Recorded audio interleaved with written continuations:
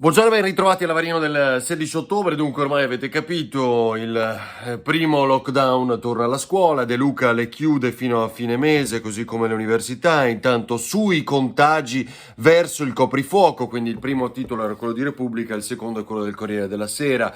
E ci sono tutta una serie di scenari possibili. Il coprifuoco, come avevamo detto tra l'altro più volte in questi giorni, poteva essere uno di quelli nelle idee del Premier Conte, perché per un semplice motivo, perché lo stanno facendo gli altri, perché chiudere di sera è sentirsi sollevati probabilmente dall'angoscia di dover chiudere al mattino, perché durante il giorno sembra lockdown. Se è la sera, chi se ne fotte di quelle imprese che lavorano la sera, che sono comunque famiglie, che sono comunque locali, ristoranti, bar, sono tutto quel mondo che oggi viene colpevolizzato appunto in quanto movida sotto questa etichetta che vuol dire necessariamente delinquenti, evidentemente. Ma c'è un dato però importante: mentre Zaia, parlando delle 45 terapie intensive che sono ancora stabili, oggi alle 12.45 sarà in diretta, quindi lo seguiremo con Antena 3 e Rete Veneta anche questa mattina, e dice che non c'è emergenza negli ospedali, ma questo è abbastanza evidente, almeno per ora.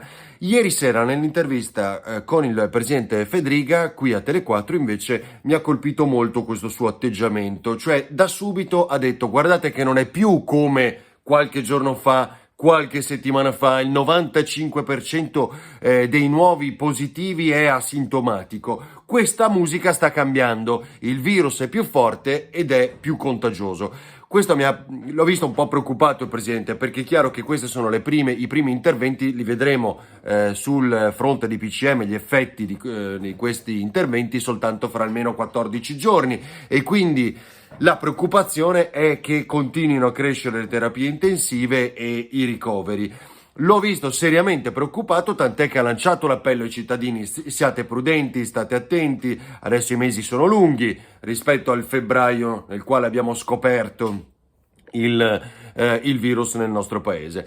Quindi dice che anche per trovare la carica virale, che di solito si fa appunto una sorta di centrifuga, cerchiamo di dirla perché non sono virologo, ma in maniera banale, per amplificare questa carica virale fino a individuarne quella legata alla Covid, il presidente Federica ha detto che ora servono meno cicli, quindi la carica è maggiore, la si trova prima, ecco, la facciamo semplice. Comunque questo è lo scenario che ci racconta oggi Federica, che tra l'altro rispetto al DPCM vuole fare un'apertura, dare più posti a sedere per i teatri. In questo mondo in cui non è un governo, ma un Crisanti, che è diciamo uno dei consulenti, ma non è più Crisanti, ma ha detto ormai il Grinch, quello che ci vuole portare via il Natale. Ma alla fin fine oggi Locatelli del Consiglio Superiore di Sanità interviene dicendo: guardate che non c'è nessuna evidenza per cui non è prevedibile un lockdown, non ci sono elementi, non è soprattutto prevedibile in un momento così definito, cioè come dire Natale. Allora, la cosa importante è che ci dicano in questo frangente che non c'è alcun obiettivo di fare un lockdown, e questo ce lo auguriamo, tant'è che reputo ormai più probabile la formula, quella che dicevamo prima, del coprifuoco, che oggi è un po' su tutti i giornali. La regola del 6, ci spiega Locatelli, quelli dei 6 a casa, è per evitare assembramenti, quindi passiamo dalla regola del 9 alla regola dell'amico alla regola del 6. Questo vabbè è molto interessante.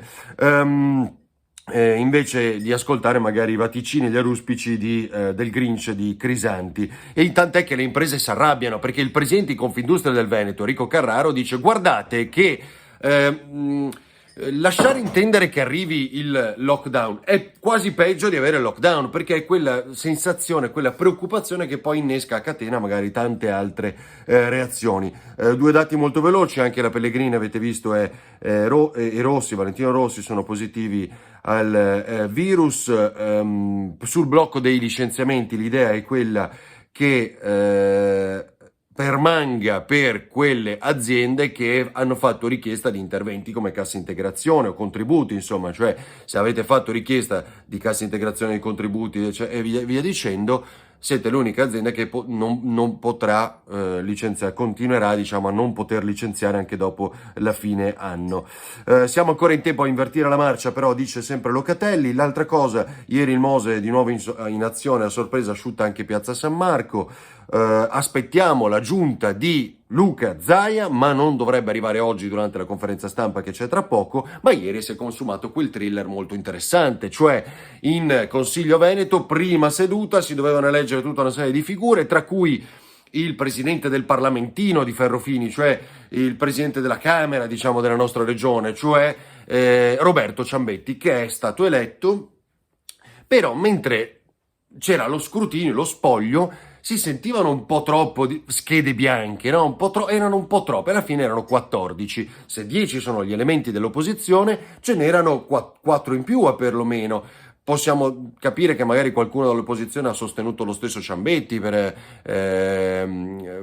beau geste, ma alla fin fine comunque abbiamo scoperto che Fratelli d'Italia, non contento degli accordi con il centrodestra e la Lega che potrebbe altamente cavarsela da sola, alla fin fine punzecchia la Lega, ma la quale Lega passa praticamente come un rullo compressore e prende tutto, perché non ha nessun bisogno allo stato attuale di elemosinare dagli altri componenti della maggioranza accordi per arrivare a stabilire le cariche. Insomma, il presidente del Consiglio regionale è Ciambetti. Fratelli d'Italia ambiva almeno al ruolo di vicepresidente, siccome proponeva il veronese che ha avuto problemi con la giustizia per le firme false e via dicendo, la Lega ha detto non se ne parla, sceglietene un altro non ne veniva scelto, quindi alla fin fine tutto è andato alla Lega, anche un ruolo di vicepresidente e un ruolo invece nell'ufficio di presidenza. Insomma, quindi questo è un primo, diciamo, una prima tensione, scalfitura nella maggioranza che ci racconterà degli equilibri di qui in avanti nei prossimi anni. Ciao!